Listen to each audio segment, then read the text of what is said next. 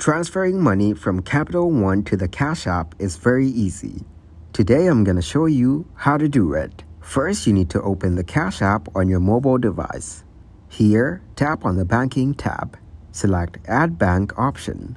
Now follow the prompts to securely link your bank account to the Cash App. Next, from the Cash App home screen, tap on the Balance tab. Here, choose the amount you want to transfer. Lastly, select Cash Out. Be aware of any daily or weekly transaction limits set by both Capital One and Cash App, as exceeding these limits may result in transaction failure or additional verification steps. Also, double-check that the account information, such as account numbers, routing numbers, or other information that you provide during the transfer process is accurate. Mistakes can lead to failed transactions and potential delays. Next, understand the processing times for both Capital One and Cash App.